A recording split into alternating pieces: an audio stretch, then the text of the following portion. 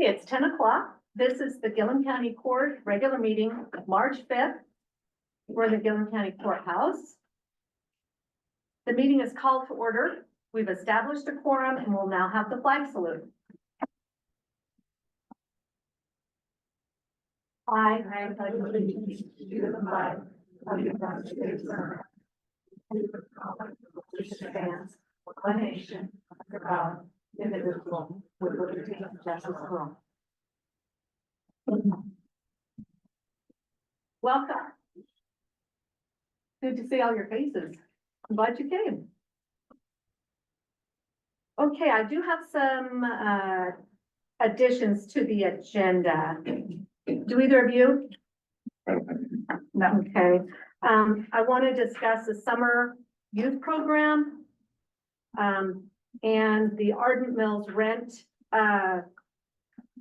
rental lease. I want to get your input on some back and forth negotiations I've been doing with Ardent Mills. And then we had a request to discuss Greater Idaho. So those are three things I wanted to add. So are those in? No, those are just additions. They're not on here. I mean, are we? We're gonna put them under new business. After, all appointments for new business. So it will go under 6.7.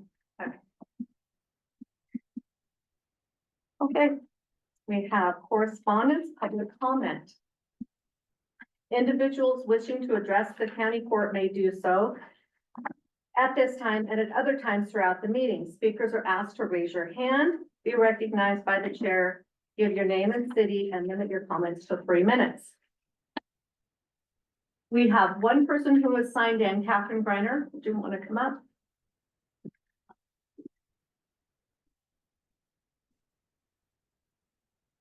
Good morning, Catherine Greiner, City Administrator, City of Condon, 128 South Main Street. I sent an email to the county court and I did not see it in the public correspondence. And so I'm just going to read it briefly in regards to the last meeting. So after the last meeting in Arlington, when you discussed about the host fee and the endowment discussion. So what I sent out was to all three commissioners was, good afternoon. I listened to the county court today. I have some questions or comments on the discussion involving the early learning childcare endowment discussion and host fee ordinance. Both town halls had a childcare endowment as the #1 vote getting item. I would think the discussion is how, not if, it is going to get done would be more productive and appropriate. OCF are professionals in endowment operations and their fees are lower than the other investment consultants, an assumption I'm going to believe is accurate. I think this is a choice that gives the operation of an endowment to professionals. How this is set up as Gilliam County as the entity or a new nonprofit, that's a discussion that is more noted at a lawyer level. OCF gave references and it may be worth a trip to Lake Oswego to discuss with them the pros and cons of an endowment with OCF. The comment that the endowment stays with the county is somewhat of a false narrative. All the savings and investments of Gilliam County currently go out of the county to either the investment accounts listed on the financial Excel spreadsheet in the court packet or the Oregon Treasury local government investment pool. The only difference is that it would be managed by professionals. The host fee ordinance from Waste Management states that it is for the economic development and to assist the waste management chem waste employees. What better way to do both of those items than to invest that money into an endowment that may and will last longer than the host fee contract? Childcare is one of the biggest economic need issues in the nation, and that Gilliam County has the resources to make this attainable to county residents at a reasonable cost will not only make our workforce stronger, plus it will assist with employee recruitment. Gilliam County is in a position to be a shining example of what other communities can do if they have the resources money. 30 years ago, Gilliam County was the cutting edge to get waste management a contract. To use these funds to continue a legacy of Gilliam County being prosperous for the next generation is the type of thinking that got us to this point. I'm all about using existing buildings where practical. If in the long run, the operation costs double for operations because the short-term solution is 1 block or 9 miles away, I think patience is needed on the capital issues at this time to see how the next steps conclude before we go to a plan B. On the host fee, homestead rebate discussion, as much as I would appreciate more money in my homestead rebate check, if it exceeds $600 and a 1099 is issued, I'm responsible for the taxes on it. If you own a farm or ranch, I could essentially write that $1,500 off on my taxes elsewhere and have a wash. But if I was a homeowner in Condon, and I would be forced to pay 10 to 35% of the $1,500 in federal and state taxes. Maybe a solution is to offer another community service such as ambulance service membership, broadband service at a reduced price instead of a taxable item. With the contract with Waste Management coming back up in 10 years or so, and the rolling off of the SIP projects, now is the time to think long-term and invest wisely in Gilliam County's future. I've not studied the Gilliam County's budget, but guessing if we have 11 million in reserves, it would be better to find ways to parlay that money to not only help residents now, but residents in 2050. Thank you for the time in reading this and listening to this and serving our local government. Thank you. Thank you. Yeah. Hey, is there any online public comment? Okay. Is there any other in-person public comment? Come on up.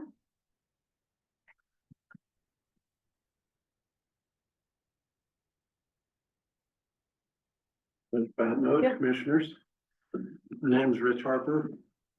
Rural resident, I live east of Olex by 8 miles.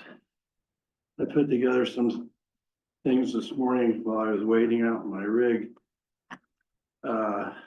I'm here in response to just what I had seen in the paper last week regarding the CAC's, the road department CAC recommendation in regards to paving 450 miles of gravel roads. I will compliment the road CAC for the work they've done. It's good work. And I'll compliment the road crew that we have for doing a good job on whether it's the grading roads or running the rock crusher. But that said, we do have graders. And we have 4 or 5 pretty fancy graders. We have dump trucks and belly dumps, and we have a rock crusher that's in operation. I don't know if we know what the cost per mile of grading and hauling rock is, but we need to figure that out prior to spending probably quite a bit of money on not only putting asphalt down, but if we did it right, we'd need to pull that aggregate up and probably put base on a lot of these roads. I can testify that the length of time I've lived here, if you want to take a ride on a good paved road, come out to Ridge Road from where it turns to gravel to its baseline, and you'll find something that's extremely bumpy. And it has no base on it. And if we can't repair what we have and do the job on it, building 450 new miles of road with asphalt is probably not the best idea.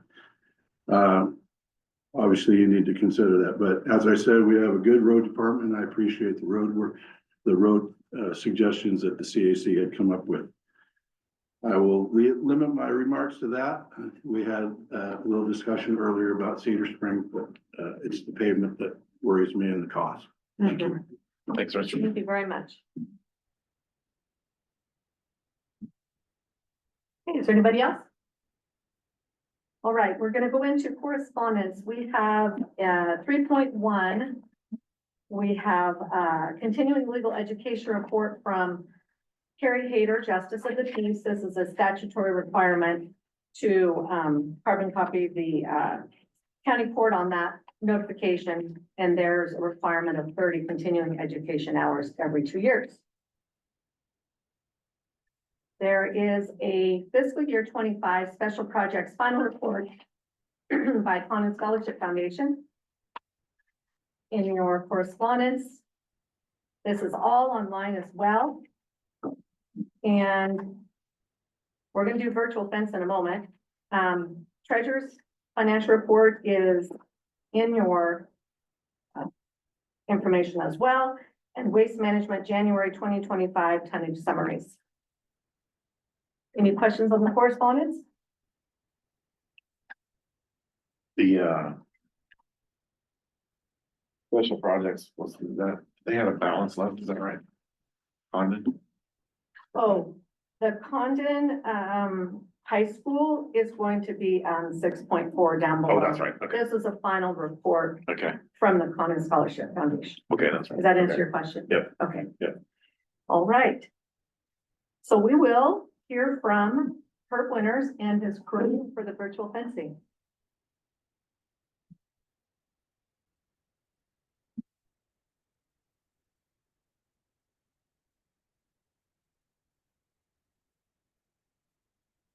Did you want your students to come up too? Or, okay. That's okay. Good. Mhm.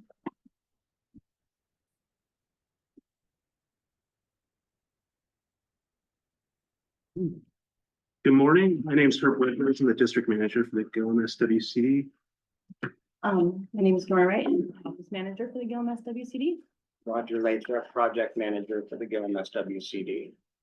Okay, so I'm gonna give a real quick kind of refresher about our virtual fence program and how we are developing it.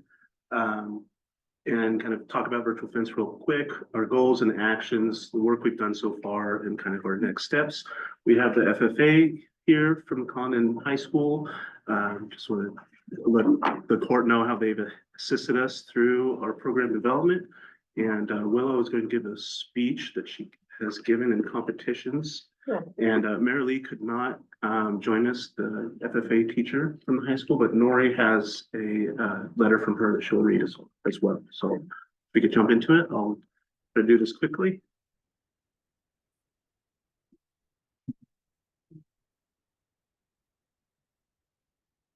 Okay, real quick, we had the Lone Rock Fire this last year. That's just a footprint there of the fire itself. Next slide, please, Anya.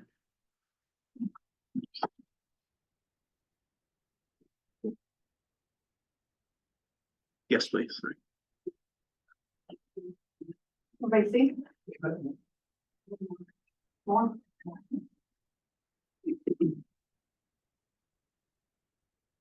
Thanks. Okay. Great, so yeah, really just want to focus on the Upper Rock Creek watershed, which is where this fire took place. The need for this technology is we're seeing increased wildfire frequency, which, really expands our invasive species, and just creates a lot of problems with us ecologically. So next slide, please, Linda. So zooming in of the watershed itself, you can see Lone Rock there in the map, but that is the Upper Rock Creek watershed. Next slide, please, Linda. So the whole watershed is 177,000 acres, 92,000 acres of the watershed burned. It's almost all private, but this is the headwaters of a really critical steelhead stream also in our county. Next slide, please, Anya.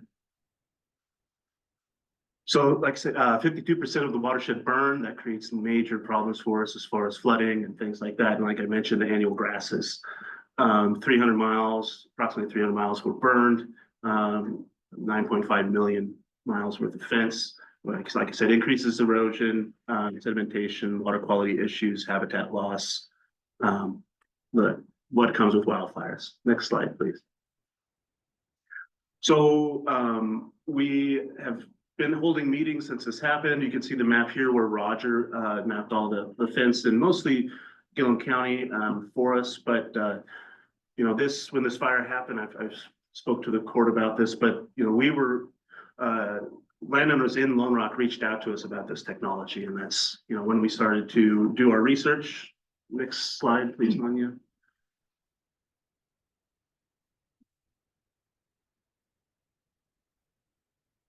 One.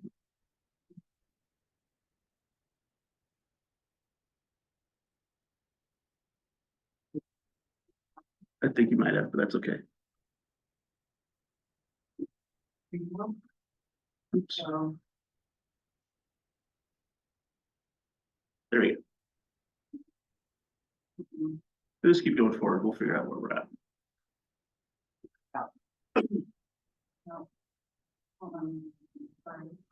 If you just click on that arrow one more time, Anya, should be fine.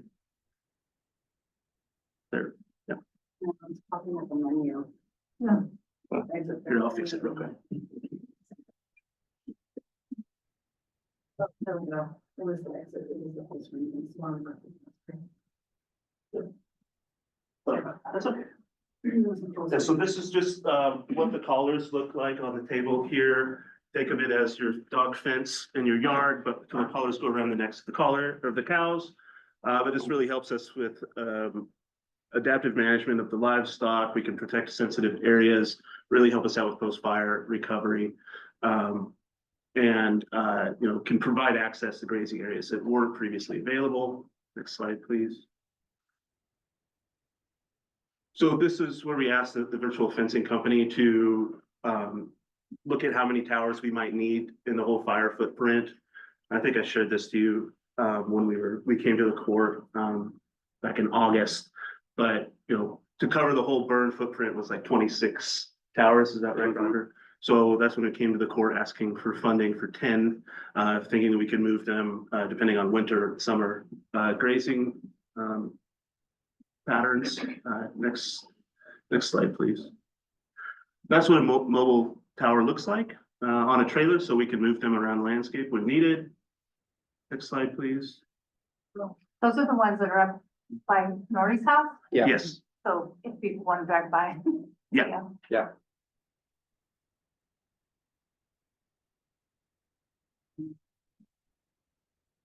You have all 10 out now.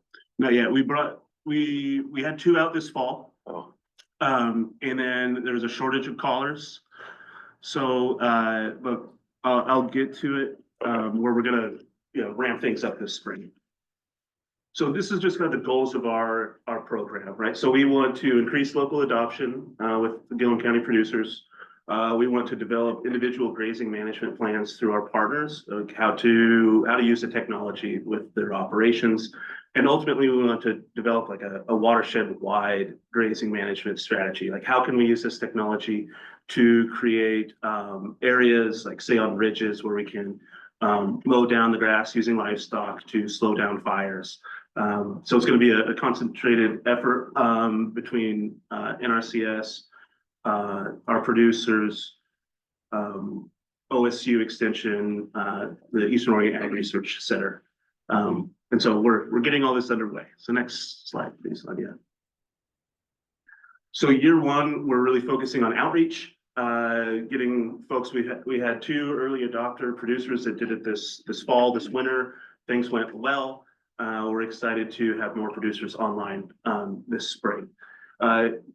Year 2, we're going to be refining our grazing plans and then really working on this watershed-wide kind of grazing strategy.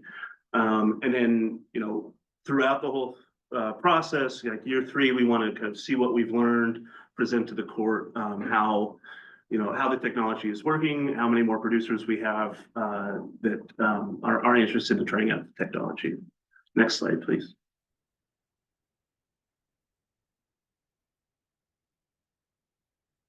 So recall, we came to the court in August, and the court very graciously invested in our program $150,000. Our SWCD invested $33,000, and then we were able to get another grant from the Ford Family Foundation to help out get this program up and running. And then we had some other help. So next slide, please.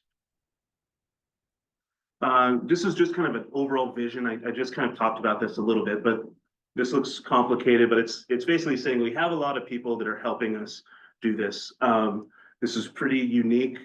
Is in the West, this program. There are folks watching, seeing how we do. Some other SWCDs are interested in maybe taking this model on elsewhere in the state. But these are all the folks involved. We have really, really intelligent folks that are gonna help us, and really the producers we're working with already know probably more about this technology than we do. So we'll learn a lot from them too. So next slide, please.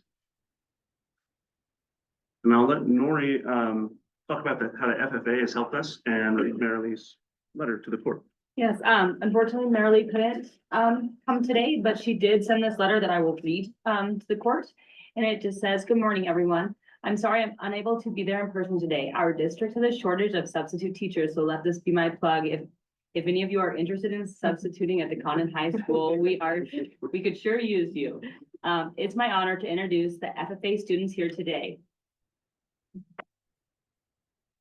'Cause and to share a little bit about the great work that they're doing in our community. For those of you who may not be familiar, the FFA is an organization that empowers young people to take an active role in agricultural leadership and community service. At our school, we're fortunate to have 20 students enrolled in our FFA program. That's almost half of our entire student body. It speaks to the level of interest and passion our students have for agriculture, even if they haven't grown up on a farm or ranch operation. One of our core principles we focus on in FFA is learning by doing. Our students are hands-on, and that's what makes this program so powerful. They gain real-world experiences through active participation, and that's evident in the projects they've focused on. For instance, when wildfires impacted our area, our FFA members didn't hesitate to act. They baked cookies and treats and delivered them to the firefighters who were on the front lines. When they heard about the Vents project, they were quick to partner with the Soil and Water Conservation District to assemble the fence huts. It became an incredible learning opportunity, and students from our shop classes, ag leadership, and even science classes all worked together. The interest and enthusiasm from these students has been truly inspiring. Willow, our chapter vice president, took a special interest in this project. In fact, she chose the Vents project as a topic of her prepared public speech, which she has already presented at both the district and sectional levels. I'm extremely proud of Willow and the hard work she has put into her speech, and you will have the pleasure of hearing it shortly. As an advisor, it's clear to me that these community partnerships provide valuable learning experiences for our students. We look forward to continuing to work together on future projects that benefit our community. Before I wrap up, I want to invite all of you to a special event this Saturday. Our FFA is hosting a honky tonk at the Condon Elks at 7 p.m. It's a free event for all community members, and it's our way of saying thank you for all the support they received. We hope to see you all there. Thank you, Marilee Anderson. That's great. Where would you like to? My name's Willow Ryan. I'm the vice president of our Condon FFA chapter. In early February, I competed at the district level at our leadership development event as an advanced public speaker, and I advanced to sectionals. I chose virtual fencing not only because my family is involved in it and I saw how it impacted my community, but also because I'm passionate about it. So here's the speech that I presented. As a community service project 2 years ago, my FFA chapter bussed tables with the Gilliam County Soil and Water Conservation District annual dinner. It was one of the first times I wore my blue jacket, and though nervous, I zipped it up proudly. As my chapter and I gathered dinner plates over the plenty of dishes, I noticed the room got quiet and heard a presenter open his presentation. My chapter and I listened in on what everyone was so focused on. I remember watching their guest speaker's presentation on the benefits of virtual fencing. I also remember watching every cattle producer in the room roll his eyes and dig their heels in, thinking the same thing I did. Technology has greatly improved agriculture as a whole, but when it comes to fencing, if it ain't broke, don't fix it. Fast forward to the summer of 2024. My home of Gilliam County and practically all of Oregon is devastated by wildfire. In Gilliam County alone, 300 miles of fence, some 50,000 acres of grazeland, and livestock are lost, leaving producers exhausted, stressed, and desperate. Restoring all that fence could take years, and with winter right around the corner, producers needed an immediate solution. The only immediate solution was the same one proposed at dinner 2 years prior, the same one that earned head chase and eye rolls, virtual fencing. Some of you may be familiar with the wireless dog fences owners use to keep their pets in the desired area. Similarly, livestock fence collars, also known as virtual fencing collars, are electronic devices that help manage livestock without the need for traditional physical fencing. They use a combination of technology, including GPS, sensors, and unwanted stimuli to create virtual boundaries. Here's a breakdown of how they work. Using software or an app, producers establish the boundary of the virtual fence within the desired grazing area. The collars formed by the livestock communicate with the solar-powered radio towers and satellites. The collars know the location of the animal compared to the virtual boundary, sending unwanted stimuli to the livestock to direct them away from the boundary. While there are numerous financial benefits to this new technology, I'm presenting to you the other possible benefits of virtual fencing. Once the wildfires had devastated so much fence line and grazeland, producers needed a quick solution, and the simple reality is that 300 miles of fence cannot be put up in one day. Our local soil and water conservation district presented them with the option of virtual fencing as a temporary solution until their physical fences could be rebuilt. Virtual fencing allows producers to utilize unburdened grazeland after a wildfire and release the stress of not having any physical fences to keep their livestock from wandering. It buys them, perhaps more importantly than any other resource, time. While virtual fencing can help in short-term situations such as those stated previously, it can also be used in a long-term sense, especially when considering the environment.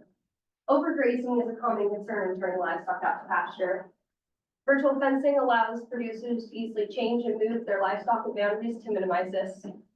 Additionally, frequent pasture rotation results in less soil compaction, allowing for vegetation to grow back at a more rapid rate. Another concern when turning livestock out to pasture is the protection of riparian areas. With traditional fencing, these areas must be checked and maintained regularly to ensure that the sensitive areas are not damaged. When a virtual fence system is in place, producers don't have to worry about the upkeep of their important physical fences. The riparian areas are protected and there's less required maintenance for producers. A large benefit of having a virtual fence system is the convenience it provides. A traditional fence is a physical fence that is not easily movable. When utilizing virtual fencing, boundaries are easily moved or reconfigured to create flexibility and save time for producers. Additionally, physical fences are not able to be placed everywhere. It's difficult to nail posts into bedrock after all. Virtual fences allow boundaries to be placed anywhere and everywhere the satellite signals will reach. Finally, knowing the exact location of each of your animals at all times is not only convenient, but also time-saving. It creates a sense of security for producers. A local producer and family friend decided to take the chance with new technology after the devastation of the wildfire. I recently spoke with his daughter, a close friend of mine. She explained how easily it was to gather cows now that they knew exactly which drawer or canyon they were in. She went on and on about how she'd never experienced something like that before, and gathering cows was like she had never experienced. With one look at your phone, you can see that all of your cows are accounted for without having to ride out and check on them. Thinking back to that dinner and how I, like many local producers, admittedly dismissed the idea of virtual fencing, I should not have been so quick to make up my mind about the system. Our climate and environment are ever changing, resulting in wildfires becoming more prominent. Virtual fencing can help in both cases, while also being flexible and convenient for producers. Technology has improved agriculture in several ways, and while our traditional physical fences may not be broken, virtual fencing allows for the industry to be improved further. Thank you.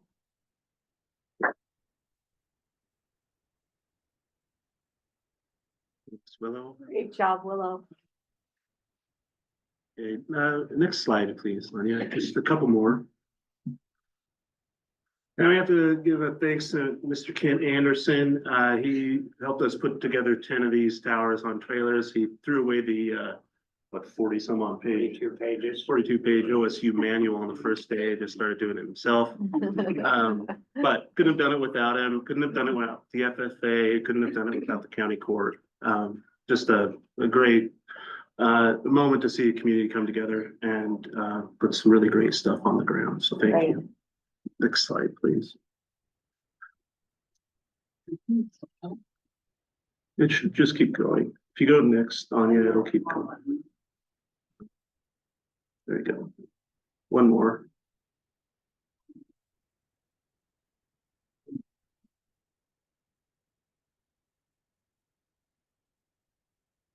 Yeah, if you just double click on that. Okay. I'm sorry. That'll work, and then we'll go to the next one after this. So, yeah, we're gonna continue ramping up on our project. These are just kind of our expected outcomes.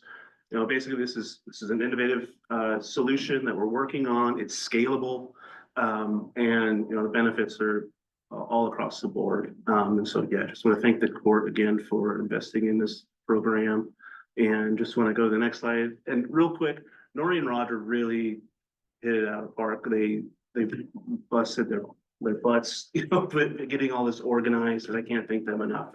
It was a lot of work that happened really quickly. And then, yeah, next step. So was going to continue providing outreach, hope to keep the FFA involved as much as we can. I'm going to keep looking for funding. So far we've applied for an additional $220,000 through OWEB, PERC and FEMA. Most of these I'm not sure about the PERC funding, but the OWEB and FEMA funding, I feel really confident that we'll get that. We're already being part of virtual fencing workshops. One was held on the 29th of January. We had really good turnout. It was hosted in Ontario, but we did a little satellite deal here in Condon. And you see the picture on the right is when we kind of after the workshop, we met with our local producers and started talking. But really moving forward, 840 head planning to be collared this spring in association with the Lone Rock Fire. We have producers with another 325 animals that they're interested in trying out the technology. So we're going to keep growing, hopefully, and keep applying for more funding. Like I said, this is an interesting model that I think people are watching. Morrow SWCD, our neighbor, they are going to probably do something very similar. So yeah, it's very exciting, and so we're just getting started, but we've got everybody we need to help us, and I look forward to giving you more updates. Do you have any questions? How much are the collars per? They're $40 a piece. Go ahead, Roger. The lease is $40 annually and the batteries are $10 a piece. And the towers themselves are around $15,000. That's with the trailer and installed and everything. So the kids build the things and then can't put them on the trailers? Yeah. And- Good job, guys.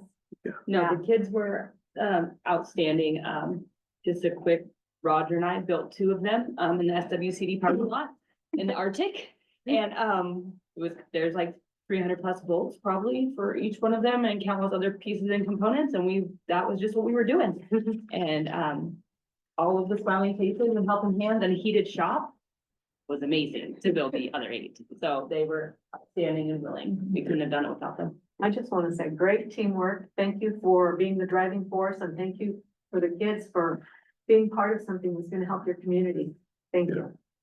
Yeah, and a big thanks to Marilee too. I mean, she never says no. No, So, thank goodness. Yes, that's great. Do you see a problem getting enough callers to do what you need to do?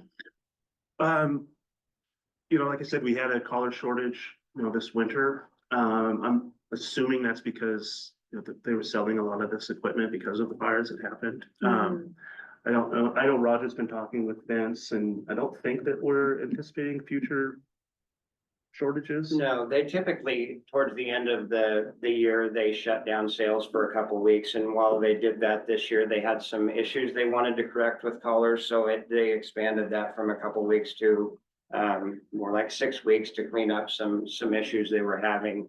I talked to the Vince representative yesterday, and they're coming out of that backlog, and by the end of this month, they should be able to provide as many callers that are needed. Yeah, good. Good. Anybody else have any questions? All right, thank you. Thank you. If I could, very quickly, just make the court aware of something that our SWCD, this doesn't have to do with virtual fencing. This has to do with the Ag Service Center here in Condon. I'm sure you've seen all the government's, the Department of Government Efficiency and the work they've been up to. I just wanted to, like I said, make the court aware of some developments that we're watching closely. On February 26th, the Office of Management and Budget and the Office of Personnel Management issued a memorandum outlining requirements for federal agency workforce reductions and reorganizations as part of DOGE. And then just yesterday, they announced that they've listed, that they've planned, there's 59 nationwide Farm Service Agency and Natural Resource Conservation offices that they're planning to terminate their leases. Why I bring that up is we, the SWCD own the building that USDA is housed in here in Condon. And that houses a Farm Service Agency and the Natural Resource Conservation Service. When at full capacity, that has 7 federal jobs in our community. And as far as the district goes, we receive a lease payment from the USDA that helps us pay for our building. We are just, like I said, watching as things develop. We haven't heard anything about our office being, that lease being in jeopardy. But just wanted to bring that up to the court, that we are watching it. We'll keep you updated. And I'd be happy to answer any questions. Whenever we need to write or contact anyone, we're ready. So if we need to do it now. Okay. Yeah. Right, yep. Okay. What other slides are? Are there other slides? I don't think so. I'm sorry. I don't know what's going on here. No worries, no problem. Thanks. Thank you. everyone. Okay, let's keep in contact. We always do, but, on what's going on with that. It's Yeah. a daily, things change daily. Sure, and it's, Mhm. I mean, our service center is very productive. Mhm. Around just under $14 million came out of that building, for disaster relief, CSP, equip, fencing, juniper cuts. And again, that covers Gilliam and Wheeler County. Mhm. But yeah, the NRCS office on its own is one of the biggest, has the most great contracts and funds that come out. I think the only other one that has more is Pendleton. So if you think about Umatilla County's agriculture compared to ours, I mean, it is a high functioning office and very valuable to our community. So Okay. All right, thank you very much. Thank you. Thanks. And thank you to the FFA group. Thanks for coming today. Okay,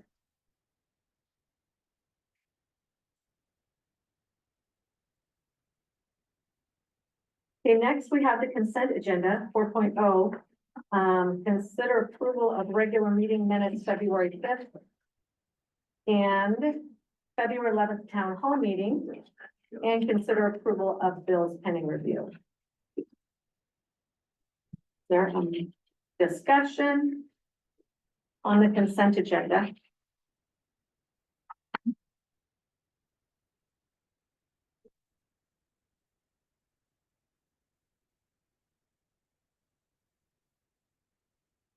think I had did we have a bill in here last time? I read the email that Anya sent me on, conflicts of interest, Mhm. but I didn't see anything in this tranche, so I'm gonna say I move to approve the consent agenda. I'll second the motion. Okay, it's been moved and seconded to approve the consent agenda. Is there any discussion? All in favor? Aye. Aye. Aye. Aye. Sorry. Motion carries.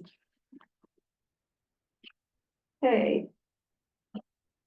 Now we move to unfinished business. Consider adoption of financial reconciliation policy. This was a continuation of the February 19th meeting, and this is a recommendation after a financial review.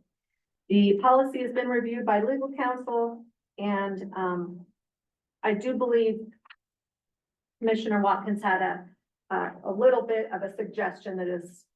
So just to clarify the financial reconciliation policy further, I would like on policy statement, all Gilliam County financial accounts shall be reconciled monthly.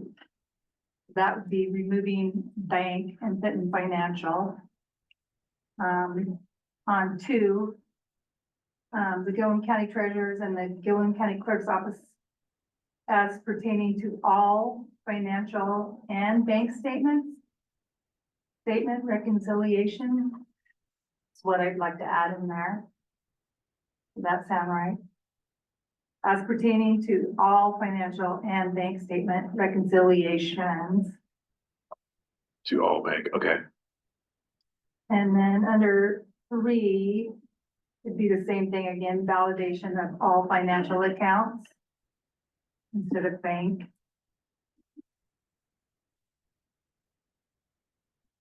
And then on 4, the same thing where it says bank reconciliations between the general ledger, it'd be financial reconciliations between. Or we could put financial and bank.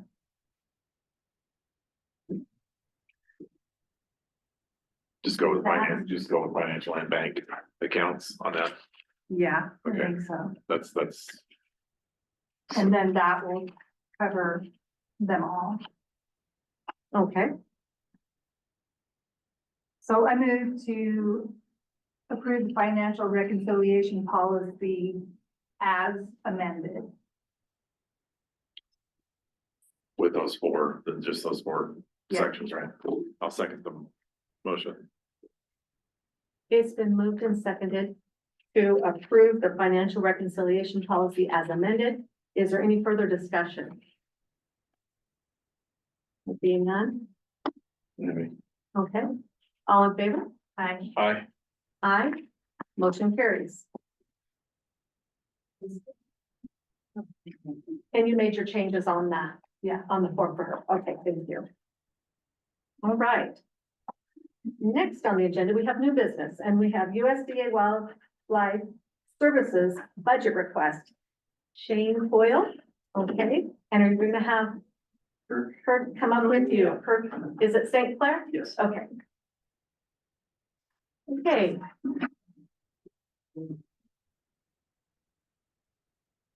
Yeah, thanks for having us. So I'm Shane Coyle, I'm the district supervisor. I'm over in LeGrand. mhm, And Kirk is your local mhm, worker here. He's gonna start by giving you a report okay, of what he's been up to recently. all right, All right, so in the last year since I've been here, I've been getting to get out, know everybody, shake a lot of hands.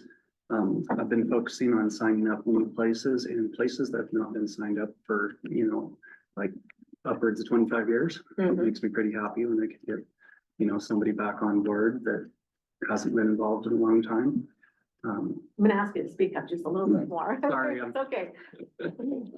Anyway, I've been, not only do I, work for the ranchers, sheep, cattle, people, everyone in the ag business, but also, from sand rats down at the fairgrounds to been, come pick up deceased animals, dead deer out of people's yards. Okay.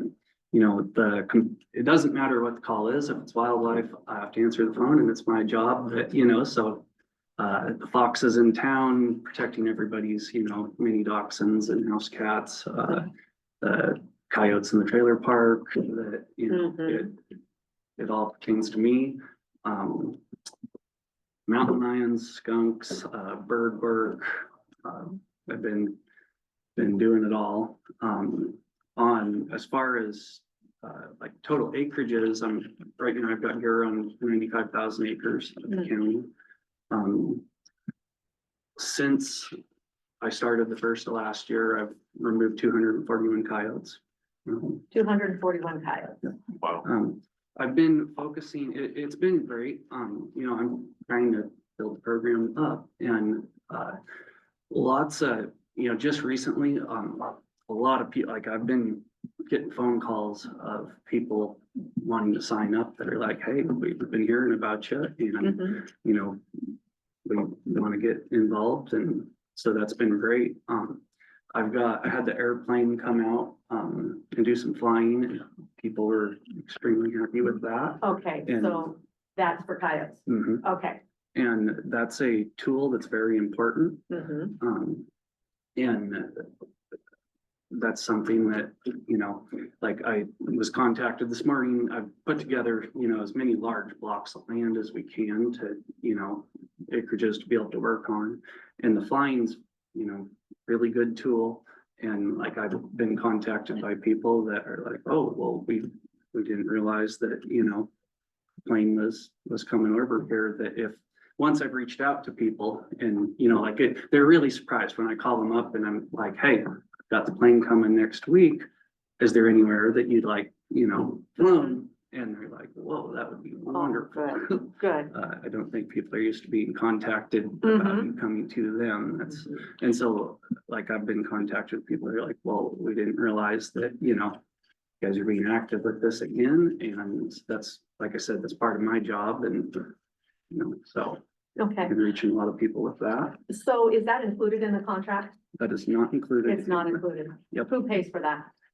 So this year, we had some extra money from the state wildlife, Mm-hmm. and so we're donating that 2 days worth of flying to Gilliam County to kind of keep that going. In future years, we hope to be able to include it with our current ask and the money we're getting from the landfill. Meaning he gets some money from the landfill.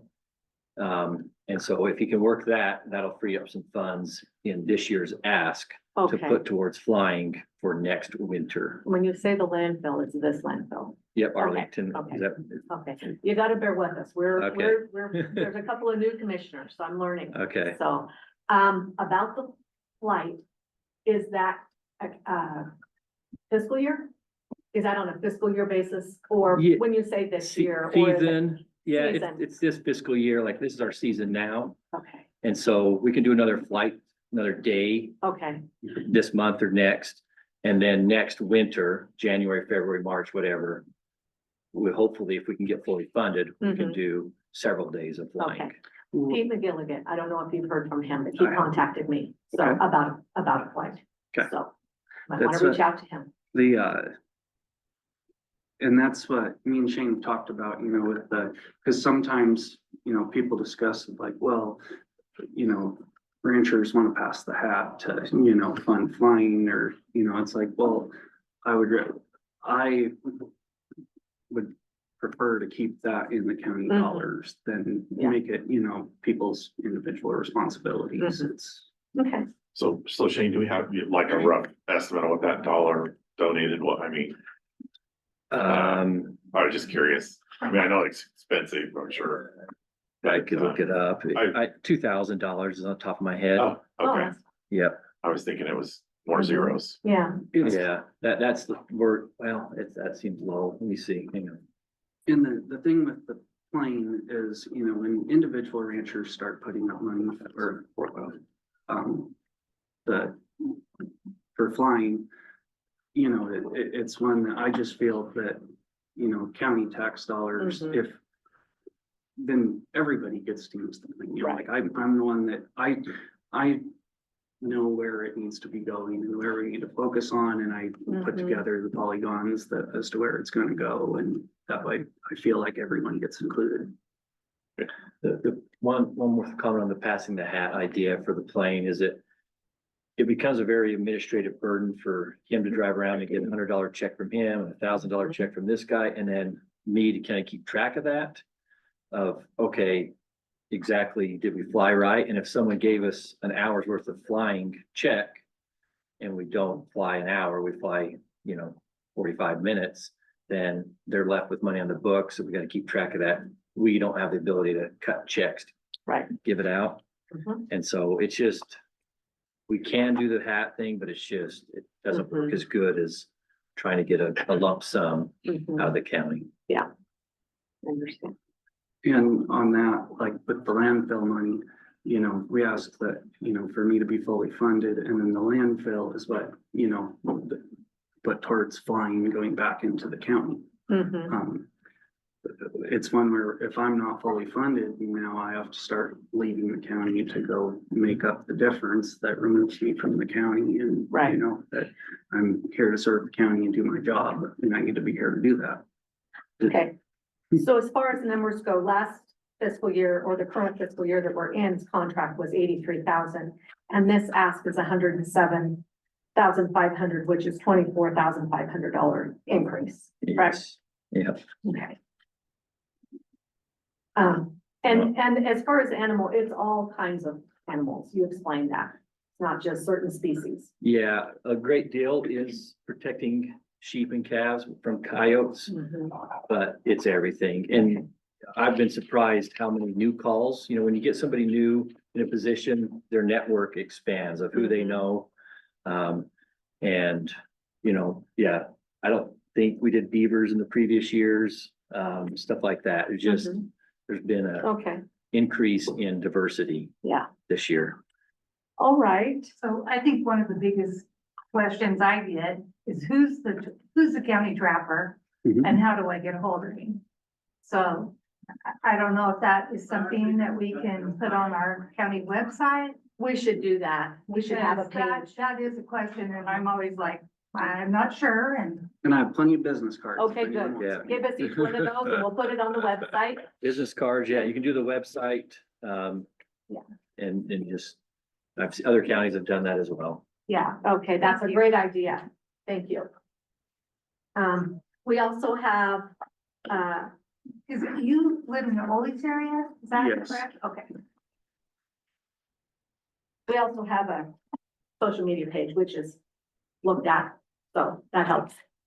So, That's what, it's one of those that, people, everyone likes to talk about coyotes and that, everyone sees coyotes and it's, if you're not part of the solution, you're part of the Mhm. problem and it's like, Yeah. let's get. you need to here, know, we sign need to everyone know, up and. get everybody on the same page for you. If you're not signed up, you can't do anything. Okay, all right. They need to find you and you need to find them, and we'll help you do that, okay? Perfect. All right, I had a few more questions, let's see. So I read in your letter that you need a commitment letter of intent by June 15th. So did you want to take time to think about this? And since the Will numbers this are come up new. in the budget process? Yes, it will. It'll come up in the budget Yeah. process well before, Mhm, yeah. which So might with- be a good spiel to come Mhm. to that. Yeah, so. Okay, so we will go ahead and get through our budget process and then we'll send you the letter. Okay, yeah. Okay, all right. Is there anything else you wanted to share with us? No, just thanks for your time and Okay. All right, that sounds good. I just want to recap that, a flight or multiple flights will be part of this potentially, the yeah, increase. it would give us essentially $10,000 Mhm. because that's what we got out of the landfill. And so the salary he used at the landfill would free up $10,000 here. Okay, because that's gonna be I think, an important selling point to the increase. And so that's roughly 6 days worth of flying. 6 days. And don't quote me on that because the Okay. weather changes and Approximately. we only fly a shorter day, but yeah. Okay, yeah.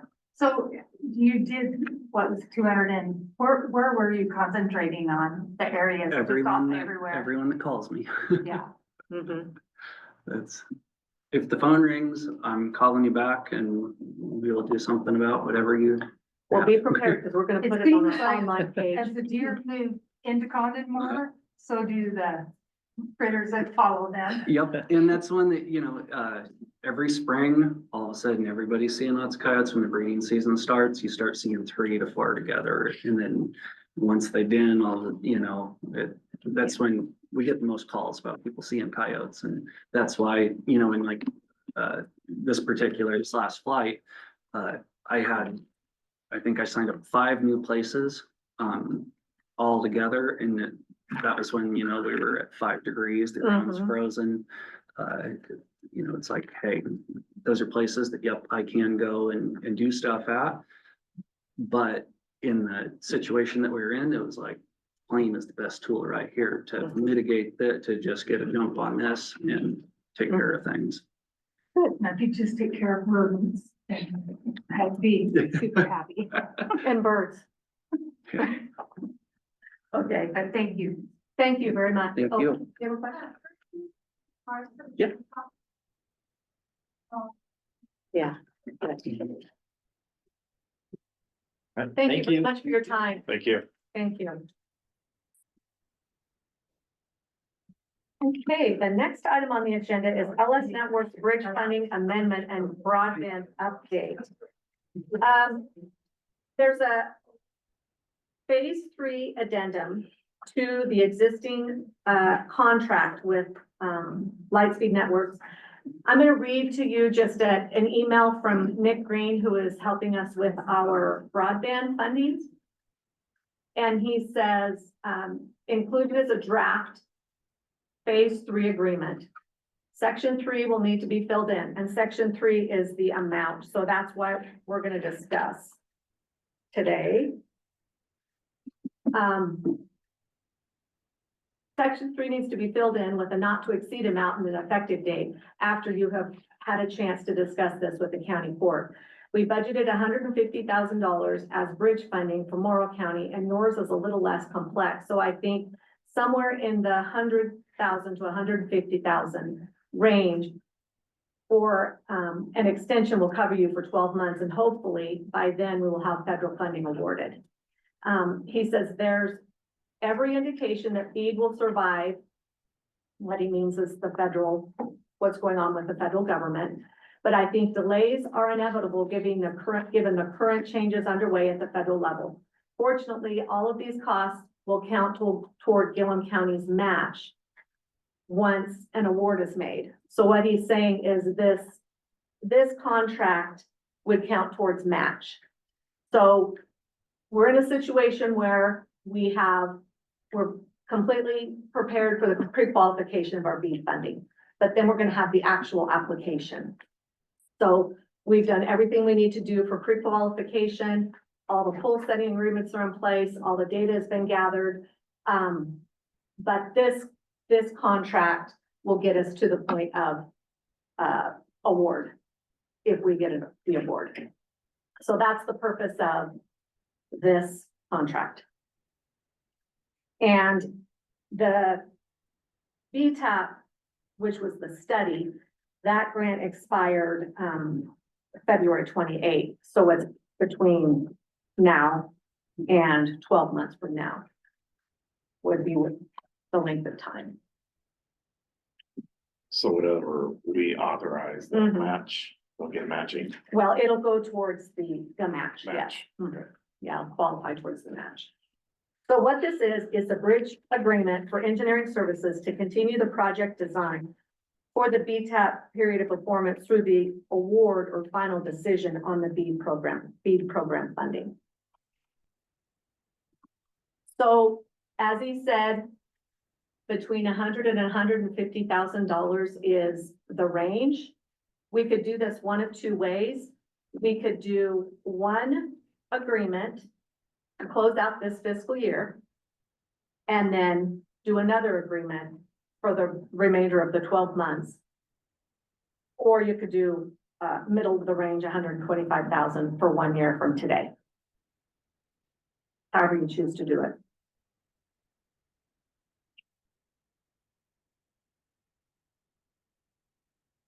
If you're not comfortable with the big number and you want to wait to go to the budget committee, we could do a monthly from now until the end of the fiscal year. Well, I think we went this far. that- Yeah. We're in it now. Yeah, yeah, so. We don't want to lose the people we have. This is like brain surgery. Nobody can do this, but the people who have the expertise. So we need to keep the people on the line that understand our system and can get us to the end of the award. Yeah. So we just wanna go with 150. Not to exceed. Yeah. Mhm. So we are. You could also do We're 100. just approving the phase 3 Yes. addendum. Mhm. Okay. You could also go with 125 because he does say that it's a little less complex. So I thought middle of the road between 100 and 150. That'd get us 12 months out. 125 or 150, it's up to you. What you want to propose? So the 125 will get us through, you're saying? 12 months from 12 today. months. I think expired 28th February, the last one. Mhm. You okay with that or? I think we should, I mean, we're only talking about 25,000 at Yeah. that point, that we should just go ahead and approve the addendum and hope that it's a little less. So 150 is what you're saying. Yeah, Okay. not to exceed the 150, Mhm. Okay. because that's what they're saying, it won't exceed that. Yeah, Correct. exactly. Okay, so the motion would be To not exceed 150. approve the, you can just title It's it. the, I move to approve the phase 3 addendum to the Gilliam County Engineering Related Service Contract with Lightspeed Networks. Mhm. Not to exceed. not to exceed that $150,000 additional technical assistant grants. Okay, I'll second the motion. it's been moved and seconded to approve phase 3 of the Gilliam County Engineering Services contract with Lightspeed Network for speed engineering and program funding. And in the amount of not to exceed $150,000. Is there any other discussion? All in favor? Aye. Aye. Aye. Motion carries. Okay, thank you. Okay. Next on the agenda, we have funding request to replace Withheld property tax appeals funds. South Gilliam Rural Fire Protection District and South Gilliam Cemetery District. Would you like to come up? Hello.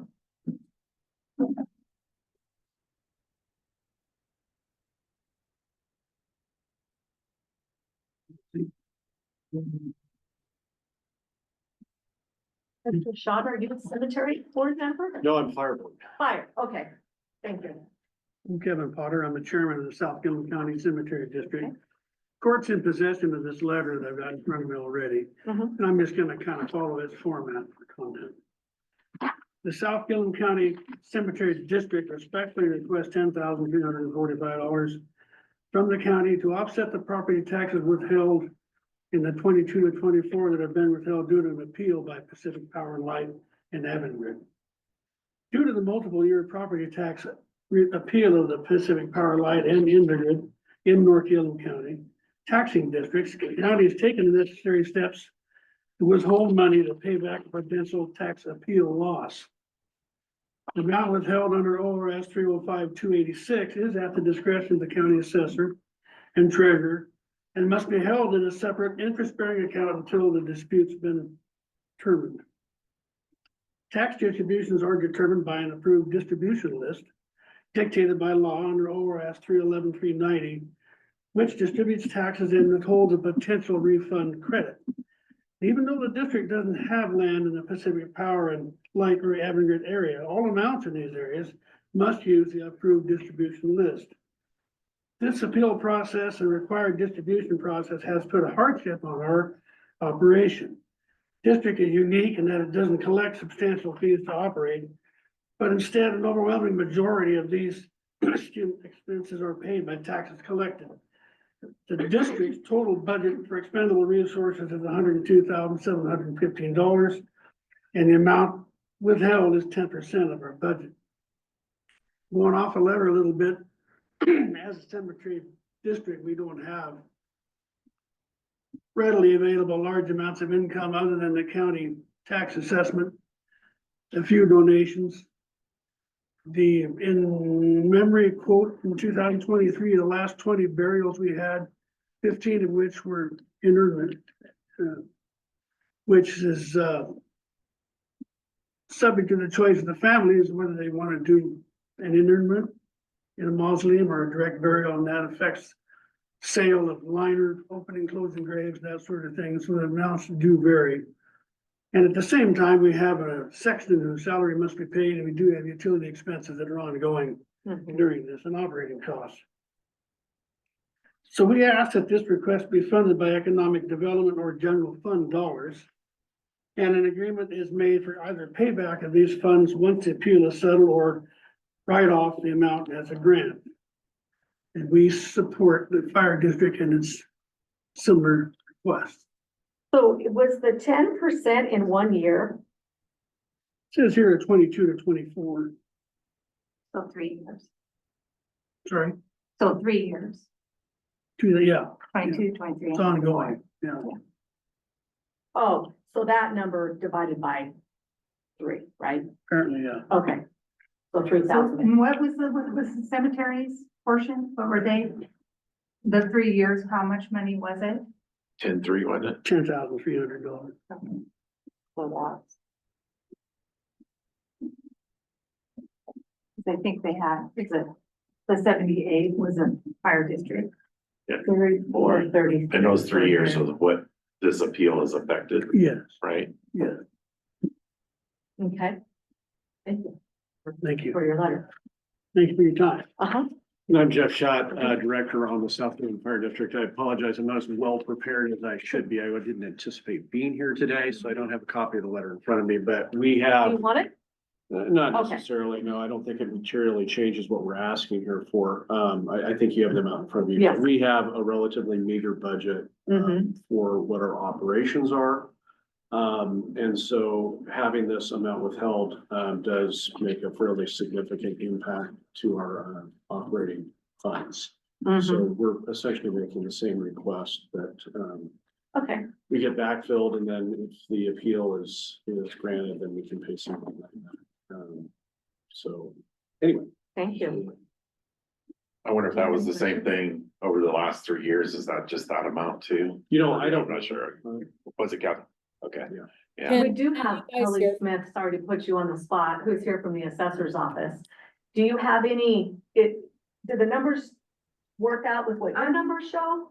Yeah, so I'm a little confused on, some of the dollars. The cemetery budget says that they have $102,000 total budget, and that's not what I'm seeing on their budget. So I don't know if we can get together and maybe sit down and talk a little more deeper about what exactly their financial hardship is.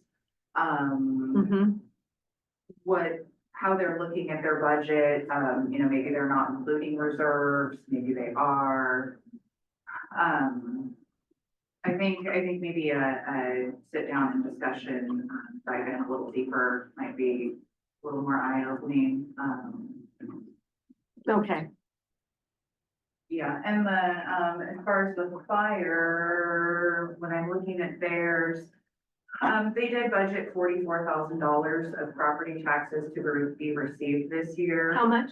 44,000 Okay. in taxes to be received.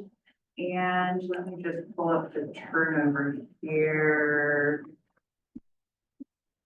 We have turned over almost that much already this year, not including our withholdings, so. So let me ask you this, did they do that?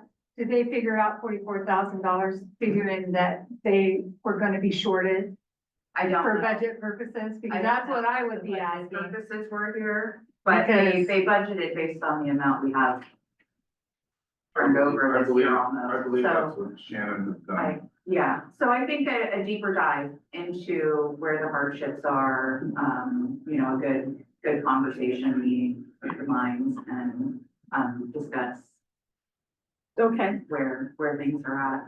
Can I get a clarification? You're talking about where the hardships are. Mhm. I mean, I think they've been very clear.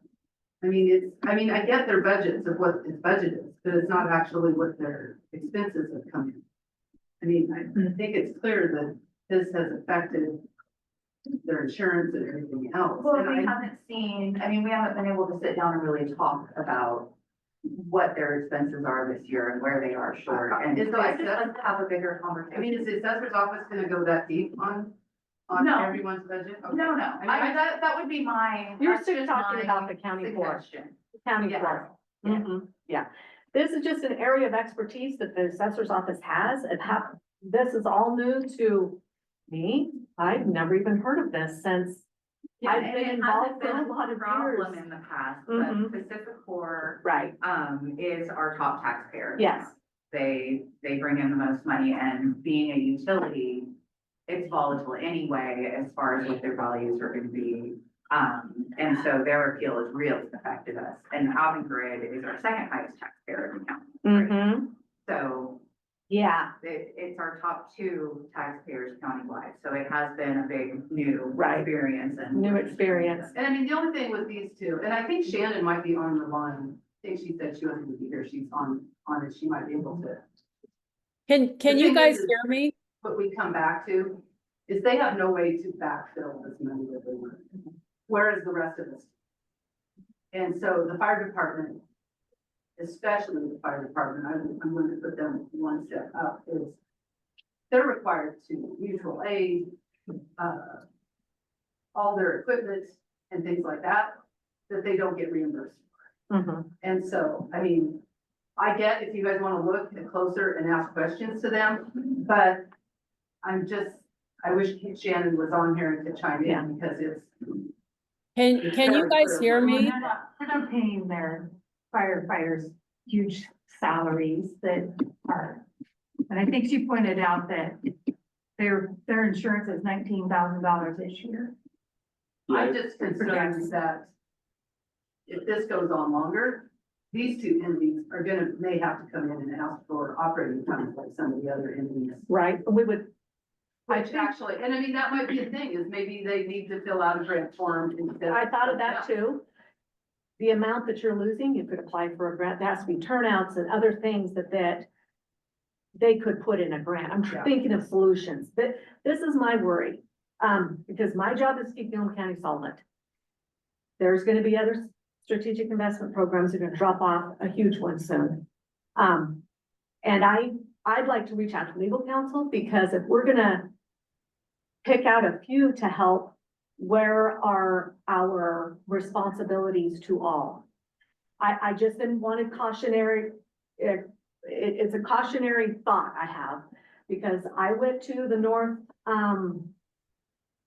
North Health District meeting, and it was brought up there. So it's growing. This is not just, so if we help two, I want to reach out to legal counsel and find out where our parameters are. Can you guys hear me? Thanks, Jan. Go ahead, Yes. Shannon. So the 6.5% that is in the letter is through what we have collected to this point this year. So that's how much has been withheld from our taxes. We have paid almost $40,000 in expenses this year. That covers insurance. It covers the contract for the fire services coordinator. It covered heating expenses, and it covered maintenance on building and vehicles. So we have already paid almost in total what we have received in taxes this year for expenses that we have. And our insurance is only going up. When we look at, we do not receive any funds that are coming into the North End districts from Pacific Core or from Avangrid. I And so- understand. And so when you look at what we're losing and what we're having to pay as far as expenses, it doesn't take very much to put us in a big problem. Mm-hmm. Are there any thoughts here? Well, I understand, and the unfortunate is that we still don't know when this is gonna end, this appeal process. But we're in a situation, I think, too, to where it comes right down to it. We're gonna have to step up and try to help. But my concern too is, as Judge Patton said, is if we do something for two,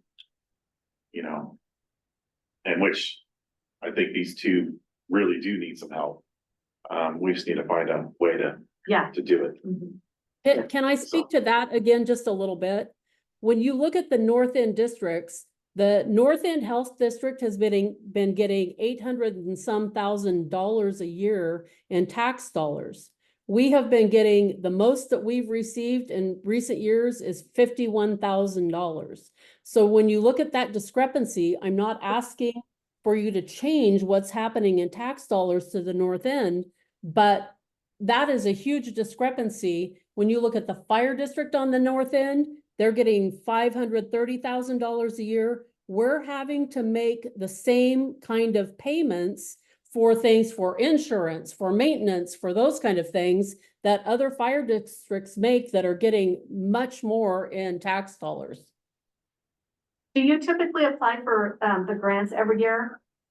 No. Because The fire district, the only funding that the fire district has received from the county was money for the building in Condon, which was one of the county's, that was one of their projects that they wanted to get done, was new fire stations. The county Right. generously gave us money for that, but we don't Mhm. apply for funding every year.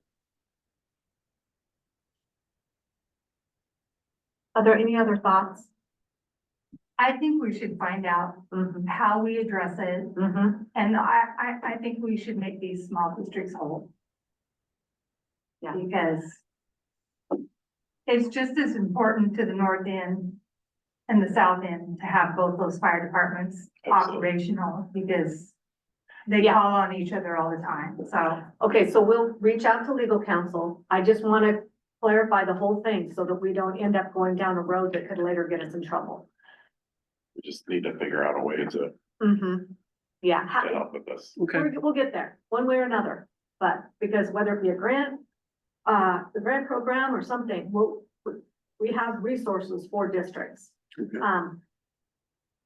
So, Can I add something? This is Jan Griffith. oh, Jana, go ahead. We are down 15% this year in the tax dollars, just this year alone. Okay, Which is not in that letter, and that's something that Shannon had brought up. So you have oh, those out okay. to compare. We'll research that as well. And then we'll do our outreach to both of you with the answer. Both the fire and the cemetery with what we find out, and then, go from there. Yeah, and the There was a 10%. point I want to clarify, Gilliam County lost too. I mean, yes, we have a larger budget. That's absolutely true, but I just want to clarify, we all share in the burden, and I agree. It doesn't seem fair or right that the districts that don't benefit from taxes from the projects are affected by an appeal. But if regardless of how the appeal turns out, those districts win, because they're gonna get their money back regardless. The other districts potentially won't. Is that right, Kelly? Am I saying that correctly? Yeah, Yeah, so no matter okay. how the appeal comes out, the districts that are not in the code area that's the appeal is happening in will be made whole. They may or may not get some interest distributed, that depends on the outcome or factors, but they will get all their tax dollars in the end. Okay. The north districts, anybody in code 4, which I think is everybody in the north except the city of Arlington. They're the ones that would either get some money back or less some more. Okay. We just still don't know how long this is gonna go on. Any news on that? So this is all hinging on the Delta Airlines case at this point, which we obviously don't have Delta Airlines here in the county at all. But they are in the Supreme Court right now hearing a case on whether intangible property can be taxed. And that's what Pacific Corp is appealing, is their intangible properties. They feel like they're being double taxed on intangibles.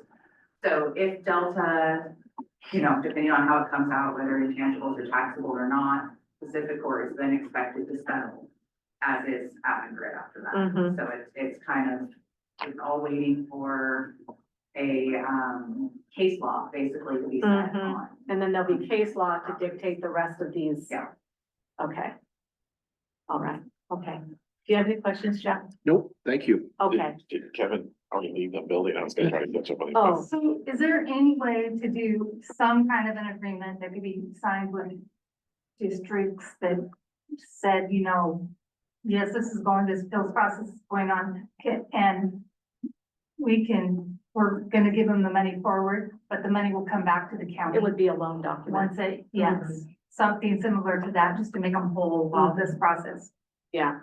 makes its way through, especially with the ones that we know are gonna get their money back. Yeah.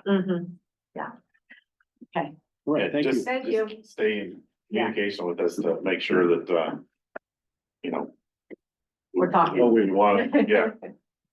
We want to keep you guys going. All right, thank you. Have a nice day. Okay, thank you. Okay, fiscal year 25 special projects grant modification request from Condon High School, Condon School District. This one is just stating that a balance of, the amount of the award, the original amount of the award was $28,500. We were able to purchase much of the equipment at a lower cost than originally estimated. And will have approximately $8,200 remaining in grant matching funds when the project is complete. We would like to request a modification of the grant agreement to allow us to purchase various athletic equipment supplies with these remaining funds. So their request is to modify the grant, the balance of $8,200 to modify the grant to purchase athletic equipment supplies. That can't just be covered under what they put in Very for. similar to what the request was. Yeah, that's what I was thinking. So do you think it fits?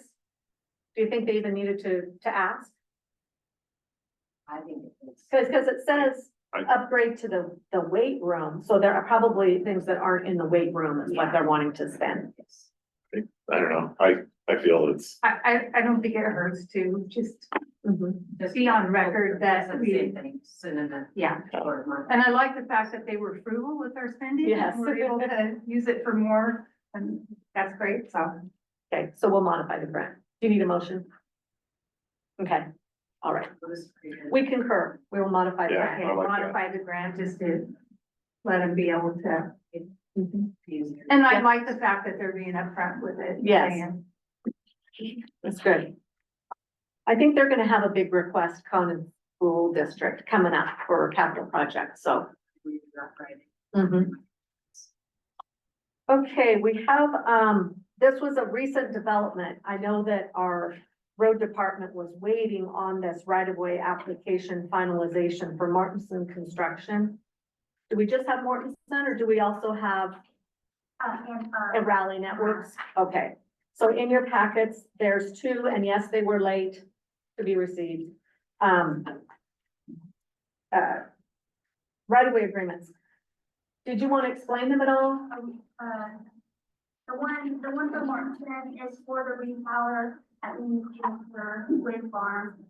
We met with Mortenson and had a great yesterday and I stayed in the with him. She does not this provider and the ambulance. We gave us a estimate of May to September for the repower. They are just wanting, they submitted quite a few different right-of-way, permits. They really need to, we can get a better map when we receive a clean turnaround and then an entrance into their way down the for there. So it's just crane turnarounds and egress and, Doing that with them, I want to say 2 or 3 weeks ago, and we been playing with them safety plans, so he's aware. okay? it's like This is something that we need they need in order to start. They're being held up from this Yeah. particular application. Do you have any questions on the first one? I move to approve the right of way for Morton's Construction as presented. I'll second it. It's been moved and seconded to approve the right-of-way application for Mortenson Construction. Is there any discussion? All in favor? Aye. Aye. Motion carries. And then we have one for Rally Network, South Gilliam County, and it's for fiber. Is that correct? Okay, Berry Fiber. Okay. But this is just for buried fiber. Okay. We just met with them also too. Okay. I think there was, I just know of some issues that were out my direction where they were told to dig in a certain area and they took the area of least resistance and dug it in. Oh. Not really, they were doing some things, so. So they had to go out and We went and inspected them. Maybe let that up, have it be exposed. yeah, I think maybe Dwayne's Oh, Dwayne. saw that. Yeah. Cause I think they were supposed to be off the road and then they were digging in front on the edge of the road. Yeah, So that's all been correct. Yep. Okay, yes, on Snapchat, that's where that was. yeah, Okay. So they're lined out. it sounds like it. Okay. I think they got, Very happy. no, I don't know if there was a miscommunication between the higher ups and the actual workers, but could have been, anyway. So, yeah. Any further discussion on that one? I'm good with it. I apologize for the late, but if we didn't do it now, it was gonna hold up that other project, so. So do we have a motion to approve the right-of-way application for Rally Network? Yeah, I'm good. I moved to approve the right of way from Raleigh Network as presented. Second. It's been moved and seconded to approve the right-of-way application for Rally Network. Any discussion? All in favor? Aye. Aye. Motion carries. I also want to give an update on this year's spring. Oh, would you come up? Just.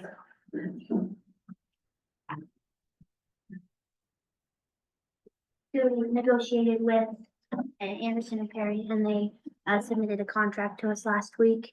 And so we sent it to legal, so we're just waiting to hear back from them. And that'll come back to us. And then we'll give it back to you Okay. guys, just make sure Great. the county's happy with everything. Okay. So Sounds So good. when will they start surveying everything? It's, I'm not sure. It depends on how long legal counsel has it. okay. I thought they were open to And the getting estimate, going pretty quick. yeah, and the estimate was The- significantly less than what Yeah, the county had estimated, Oh, good. we had estimated Good. that, so. yeah, it looked like So what about did it end up being? I wanna say two some, a two. little over two. 15 Yeah. to 25 or something. I know, cause we were, I think it visited half of that. Yeah, Yeah. yeah. Did you have a question? No, I have a statement. What's the statement? I would like to thank the road department. Get it on site. Shouldering. They got all the shouldering done on the county Wow. roads. Just Yep. kind of narrow. People won't drive off the road anymore. Good.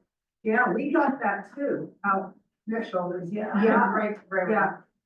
Yeah, it helps a lot. And then busy. That's good. This weather's they've been able to. I do saw all you that. on the show. Okay, Haley, did you have anything to say or are you just observing? I apologize for not addressing you No, sooner. I'm just trying to stay in the know. There's a Okay. lot of stuff going on that's Uh-huh. potentially affecting us. Okay. I want to catch up with you. So the next thing we're gonna talk about, I'm gonna address the email about the summer help, the after-school program. So I think we got through our entire agenda. So now we're just to the additional items. So we're going to new business, and this is discussion of summer program. So I mentioned at our last county court meeting, when we had in Arlington, February 19th, about, having met with public health, South Gilliam County Health, and Condon schools, about a summer program, and then any needs for after-school care. So let me just put aside the after-school care right now. Let's just talk about summer. There was discussion at that meeting about that it would be maybe better to hire a full-time person, and was there any need for a person that could help manage some after-school programs for kids in addition to summer programs? Since that discussion, we've received in communication from the childcare that once Condon Early Learning Center has their expansion completed, there will be space and they will offer an after-school program. So that takes care of that need. There's going to be a little bit of time before that happens. So all we're talking about at this point in time is a summer program, and how do we get that up and going this year? Daleen Selby and Lisa Helms are highly motivated and ready to take this on for the summer with prevention dollars. And I spoke with Daleen today, and because of a lot of financial unknowns and not sure if this position would be a full-time position, I think it needs to be a halftime position. And it would be fully funded with prevention dollars. The only thing I want to talk to you about is if for any reason they are short in funds, if we would be so inclined to provide some gap funding to keep it from, not happening in the summer. They have I think they said $61,000 and they think they can do it with that. If there ended up being a greater need later on, perhaps the job could become full-time, I don't know. But right now, I think the best thing that we can do is a part-time position. It's a lot harder to have to tell somebody they don't have a job than to add to their job. Go ahead. I'm just saying, if they like what they're doing, we would hire them when Oh. you know, it would be an Oh. awesome switch. Okay. Yeah. Because my idea is to have one responsible adult, Mm-hmm. and then hopefully some teens, Mhm. because they get off of work or they get out of school at 3:30, they could come over and help with the program and then Mhm. go back to school in the summer. And it costs us a little bit less to hire. Right. So that would offset our overall operations a little bit. The other thing we were discussing, just in our brainstorming, is So There- we have after to use school- sorry. just a second, that we were, talking about, coordinating programs, like the Condon Arts Council had something after school, if there'd be a way for, the person to help coordinate that.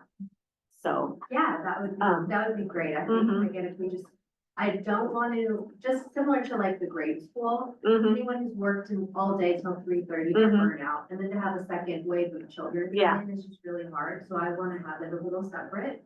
So one, again, responsible adult that would kind of run those sorts of things would be great. I mean, I would be the director, but they could have those like lead teacher sort of Mhm. responsibilities. yeah, Would be great for them to have them consistently there every day, so parents aren't just jumping from program to program as they Mhm. come up, like the Arts Council. yeah, That would be great.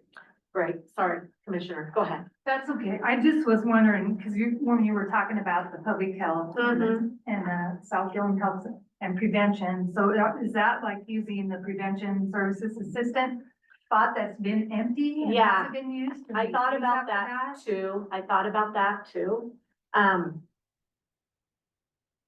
It's possible. They need to advertise. That's the problem. They needed us to say, this can be a halftime position or a full-time position. And I didn't feel like I could say it was gonna be a full-time position. Number one, I'm not sure if you can justify the work. And the other issue is we haven't gone to the budget committee yet. Yeah. So I thought right now, Because that I believe that is a half-time position. it is. within that. So if we're later on getting into a full-time position, we could use those funds. It's already budgeted. We could leave that in the budget. Would that work, do you think? Yeah, but is anybody else gonna have enough money to pick up additional? Well, the prevention would be the half.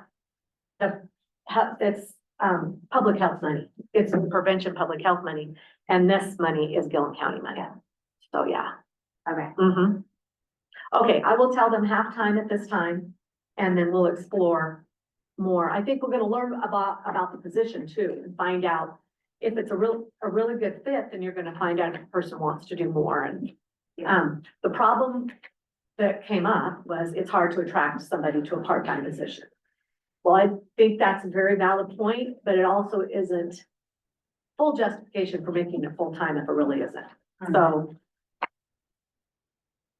We'll have food at the summer food programs, so we can be there. okay, good. Yeah. So the school's gonna allow the kids to be there. If you do that, if they can get the person, then we'll get it up and running. Okay, good. All right. All right, so that covers that. Ardent Mills rent amount. I've been working with Scott Dillingham, his name is. Very nice person. We've been working together on this lease. We have it legally reviewed. The lease is legally reviewed, but here's the issue, and I needed some guidance from you. Now, is this on their big building? This is the big building. It was all of it was a 20-year lease, all pretty much simultaneous. So, they pay I got the numbers here. Hold on. pardon notice. They pay $20,800 a month. And when I talked to him about negotiating another agreement, we kind of talked about a 5% increase.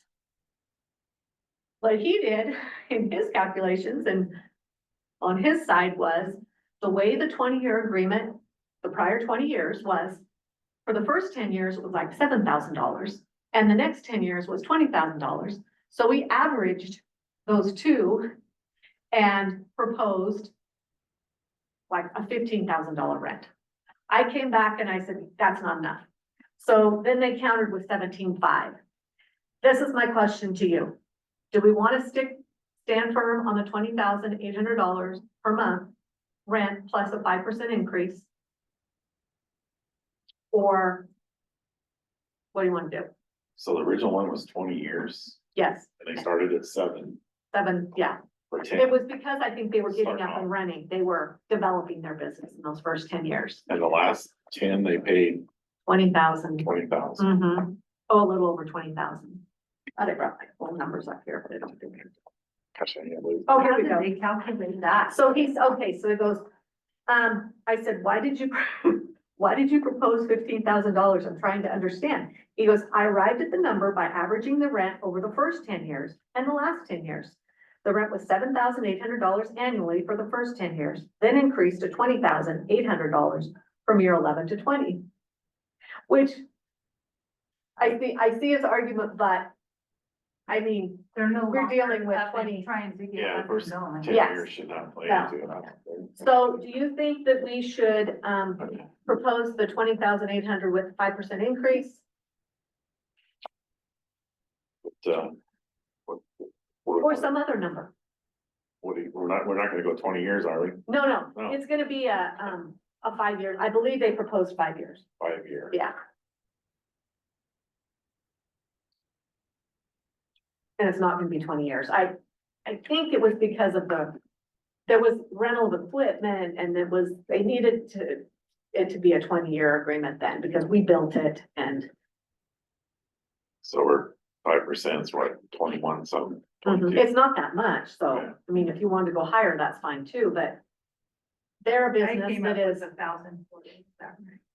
I think, let me see, I had it calculated too. Yeah.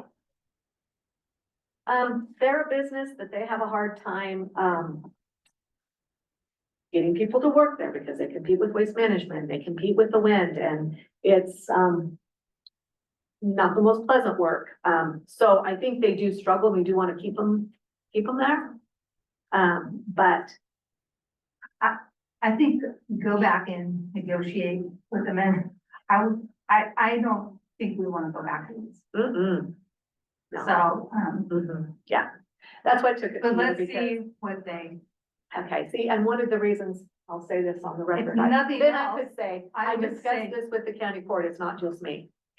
well, and I don't think I'd want to take less than what we were getting, but Yeah, no. I just It's needed kind to of like make explain an offer. to you, yeah.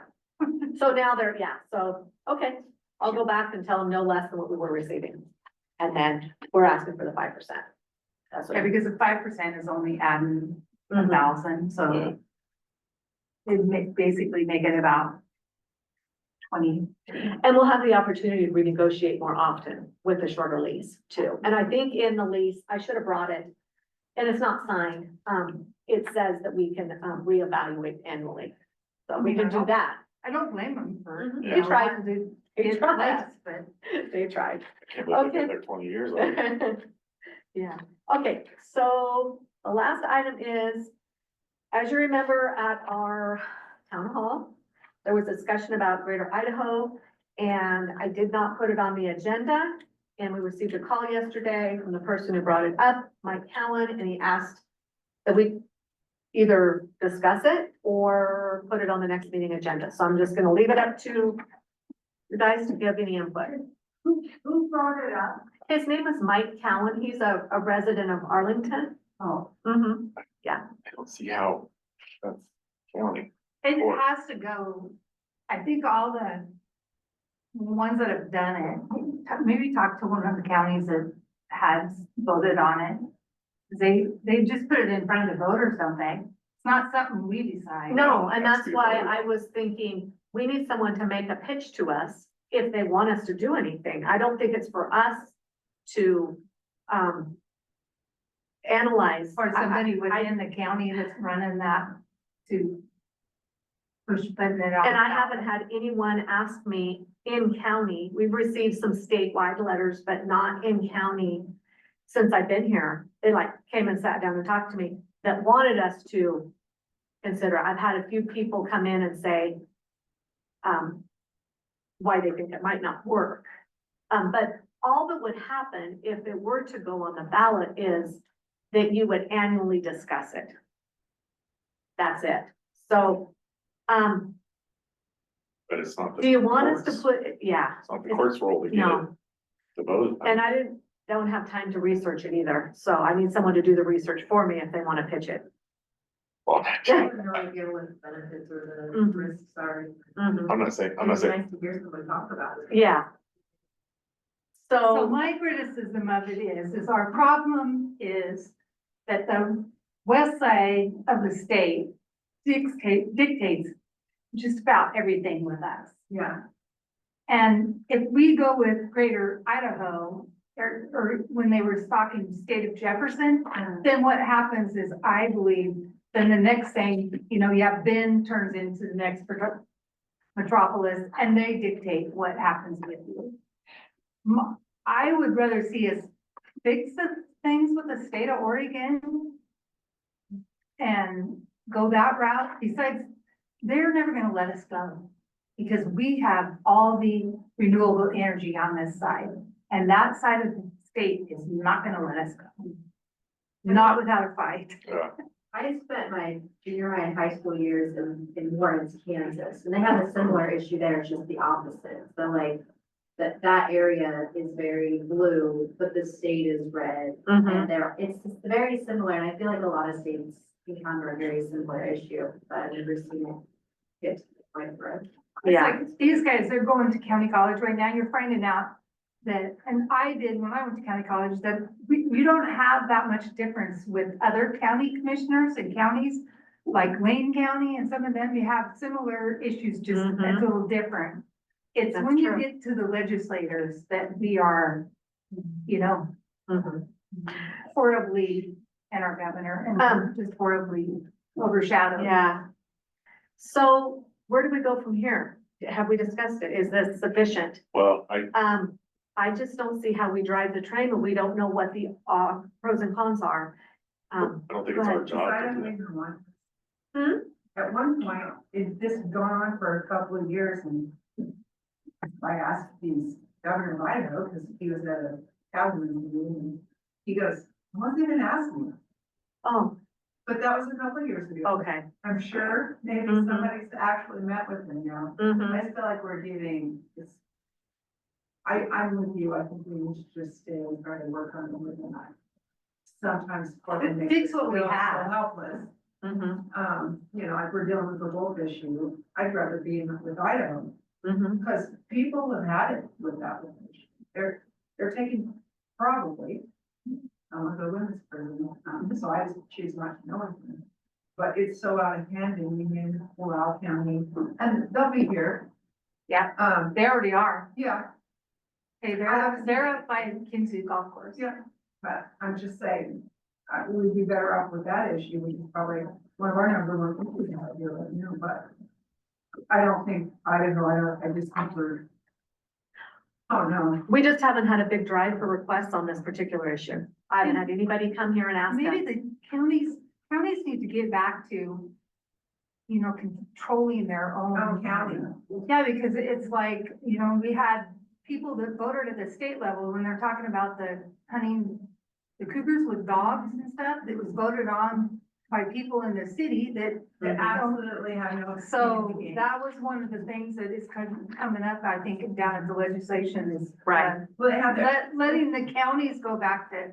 Just like Controlling the, county just control. like the fire We designation. were down there last week talking to them about 777, which would reimburse, ranchers for having to have wolves on their own private land they didn't want in the first place.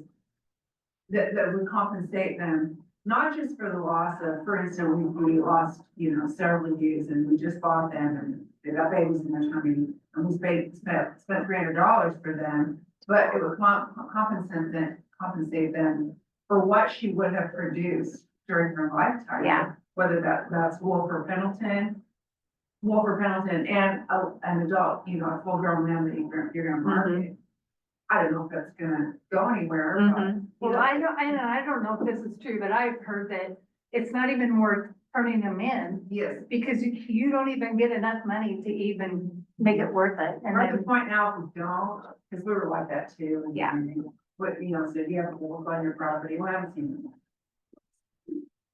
So you would just take that, otherwise it brings attention to your ground and they we wanna put cameras on your ground, we don't wanna do that.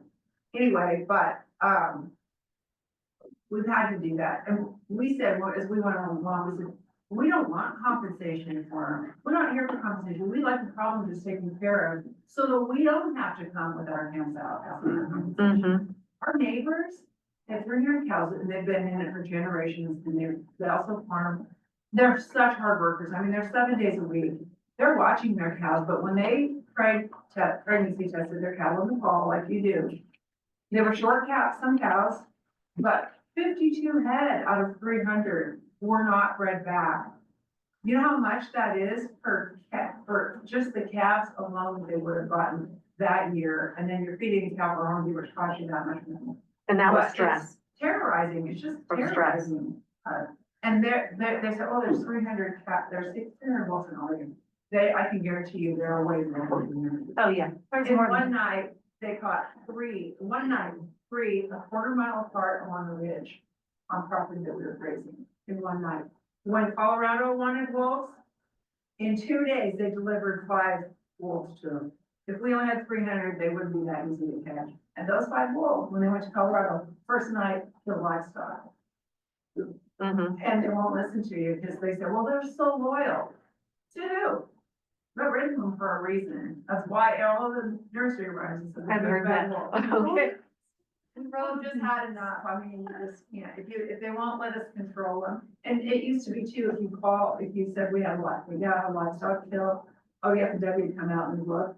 And they said, well, it might be probable. We don't get paid on a probable. And really, if they're only gonna pay you for the value of that animal laying on the ground right there, not worth it. That's why. And then USDA says, well, ranchers are poaching. And we can't have that, turn ranchers in for poaching. So we had an incident this fall and we lost 800 ewes and some of them were still walking around with their guts hanging out, dragging them in the dirt. So, but we were gonna go by all their rules, because Sky, he's a pretty honest guy, but we're gonna go by all their rules. And it took them weeks to tell us what we could do if we could. Well, you can shoot them if you see it happening. Well, they're coming in at night. We've got flambery all around, which we use all the time. We have invested in guard dogs and all the feed. We buy dog food by the pallets. And the wolves are out there howling. They didn't come in and kill anything, so everything around us, but they're howling. You're never gonna be able to turn loose like that. They're just waiting for a chance, right? So they finally, this guy says, no, we gotta trap them. So they finally let us, we'll let you trap 3 and we're gonna collar 2, and you can shoot 1. We've been tortured for all these weeks when they're obviously killing, right? They're a crutch that need to be taken out. So. Thank you. Yeah, sorry. We're gonna conclude. So what is thanks for your, I think it needed to be said. Thank you. So thanks for your story. I'm sorry. Okay, so what do you have, But it goes report? back to Leah, controlling our. Commissioner own- Watt, Yeah. I made a list. So, we had a meeting in Arlington at the Arlington Library. With Mary Reeser, Mary Mitchell, who is retiring in June, and the new librarian down there. Some of the board members, Mayor Buffton was there, Denise Ball was there, I was there. And the 2 libraries are looking at, since they are bringing on a new librarian, who they don't think will work as cheaply as Mary has generously done all these years, that they're looking at trying to somehow cooperate and come underneath of the counties. Will that affect our Umbrella. budget this year? They're working on it right away. That Okay. would still bring, so the city of Arlington right now provides them the building. Case 20, They we get pay the 25. utilities and all that stuff, and then I think they, pay another 44,000 to their budget. And then the county gives them 25. So it Okay. sounded like they were gonna have to go back to the city council, but it sounded like the city council would still be willing to contribute that 44,000. Oh, So I don't think it would be a huge lift, but it would bring them under the county umbrella, and then they could have maybe more extended hours and better service for their patrons Okay. down there. and they would just have their regular one person. Yeah, Okay, well, they have, I think they have a youth librarian and then a librarian, okay, basically Marion like we kind of do. person. okay, Yes. all right. So, but they're going to get together, and after they went back to their respective boards, councils and everything, then they were gonna, start meeting and hashing out stuff. Okay, so they're talking. And Yeah, that's, when it was discussed before, it has to happen here before anybody comes to county court with a concept like that. It has to, if it's not gonna work on that level, then it's not gonna work if it's, well, and I think it'll be a perfect example for everybody to look at, that for the north end and the south end can actually get together and work and be cooperative, and they Good. do a lot of their own same services Good. and stuff like that. And they're already cooperating. I think Mary takes books there. Mary Reeser takes books. I don't know if Mary's on. okay, But anyway, they're moving it forward, so. good. I attended the Norcor meeting. And then I met with Daleen Wilson the other day, and we went over, started on the budget. We're gonna meet with, Brooke and Nathan tomorrow, I believe it is.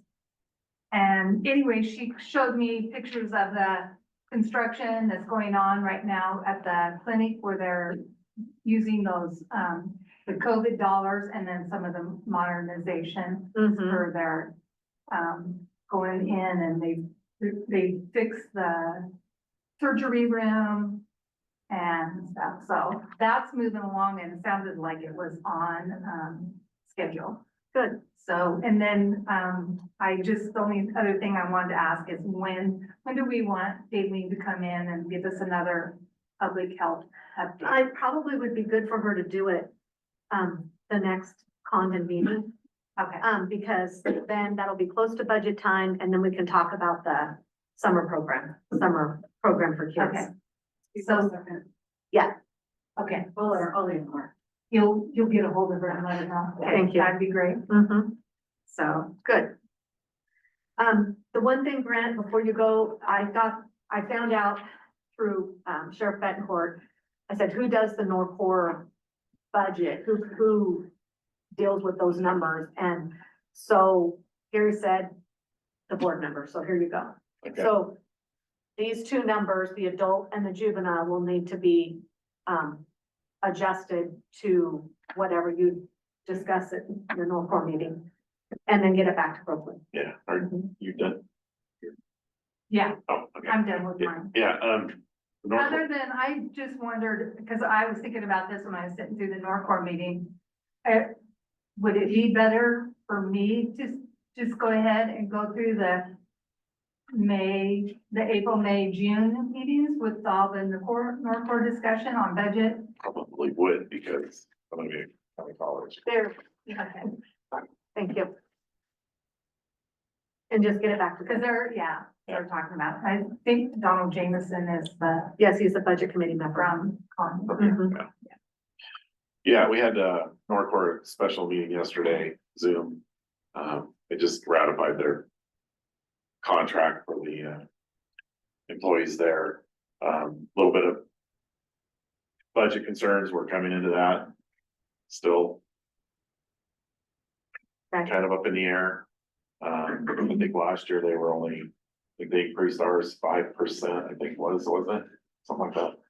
But that's, we're jumping into that, the budget part too. Mhm. Next meeting is the 20th. I can, I don't know if you wanna No, go to go that. ahead. I can make that one. I think they gave the budget calendar out last meeting, and I think the budget committee meetings are like before the board meetings. Yeah. And I think they're in April, May, June if they need it. I believe. Okay, I yeah, have to look at there. but anyway, I plan on attending that one, the 20th, because we don't have county college. Oh, yeah, we don't have it And, anymore. Okay, that's all I have. good. All right. So whoever's gonna do that budget, just get it back to Brooklyn before we have our budget. Maybe 7. Okay, So so, this is just basically. Just the she's two wanting to numbers. Know what. Got a number to put. yeah, is it gonna increase? Is there? Sure it is. Yeah. Okay, went to county college, it was good in Salem. Court security budget meeting was on the 24th. Had a call with fiber, consultant on the 26th, East Oregon County's, meeting. And then had a meeting on the event center for getting the kitchen figured out. To figure out if senior meals is gonna go up there, and it's going to be designed so senior meals can go up there if they so choose. Since Gilliam County's funding it in part, it will be able to be utilized for that purpose. So that can move forward, so they can go out to bid. The bus barn's out to bid. And I think they're gonna break ground soon, like maybe next week. So the bus barn's already Yeah. been awarded, It's right? been, yeah, it's already been awarded. Yeah, so, Mhm. Yeah, it's been awarded. It's there to groundbreaking now. yeah, And this one is, possibly the 10th. okay. I don't hold my breath. And, have been doing the East Oregon caucus calls at 7 in the morning. You've been doing some of those too. There's legislation for a 4% tire tax that's just came out. So that's one to watch. That's new. Had elected officials meeting yesterday, then went to Rufus yesterday afternoon and met with Jessica Mehta to figure out what steps we need to take to start moving toward, joining them. And we're to the point of mapping. And so the assessor's office is gonna help us there's some mapping that needs to be done for, this is all EDA's approval to do this. So you have to jump through these hoops. So that's the only thing she asked of us. The rest of it, Jessica's gonna take care of, but she said, just be prepared with everything with the federal government. And she said, we were told before all the federal things started happening that it could be, 6 months after we submit the final approval. So this isn't gonna happen today or tomorrow, but we're working on it. Let's see, what else? I think that's basically working on contracts, working on the budget, found out exactly what SIP agreements we have. I've studied it, I'm learning it, I understand where we're at, so I know how long they last. So Shepherd's Flat's gonna come off in 27, and it's a big one, but it should roll into tax.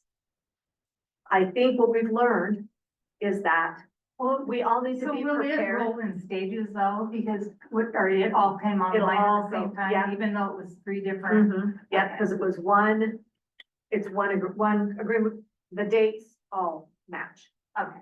So, and that one was a repower, so it should retain its value. But we're learning a lesson about when monies come now, we need to do our due diligence and watch our own budgets. Because more is gonna be in property tax that could be appealed. And so we need to prepare for that and communicate with the assessor's office. It's gonna be about twice as much in tax. So we receive about $4 million in tax, and according to the estimates, and I don't wanna say anything for sure, we're gonna be getting about between 3 and 4 million total. Not just Gilliam County, but total. So that's a big amount of money. So, Because I think, did Sherman County realize more than they really thought they were gonna get to begin with? did Seems they? like somebody told me that, you know, when theirs have been rolling off, Mhm. and they realized more tax dollars than they originally. Oh, yeah, and that all comes down to Department of Revenue valuing them, and we have no control over how they're valued. Yeah. But it is good that a project like that, that's been in an agreement like this for that long, is a repower, because that means that it isn't depreciating as fast as it otherwise would. Did they say it was significant? More? I just remember him saying that it was more than they were anticipating, I think. They were like, I think they were pleasantly surprised That's that, good. because they figured they would devalue. That's or good. Clear down and then. That's good. I'm working a lot on, this proposed strategic investment program, SIP agreement with Avangrid. We have a public hearing scheduled. It's still got some bugs to work out. It's gone through legal. It's really close to being done, but it will be done by the next meeting for you guys to, there's gonna be a public hearing. It'll be a review. The basic, I negotiate or we negotiated at 75% of taxes we otherwise would receive, which is a really good deal. So that's all I have. Is that spreadsheet that Chet had? Yeah, you might have gone and met with him. Yes, good. That was it. Okay. Yeah. Okay, that's all I have. Anything else? You just came in. Paul, do you have anything or just? Okay, all right. Meeting adjourned.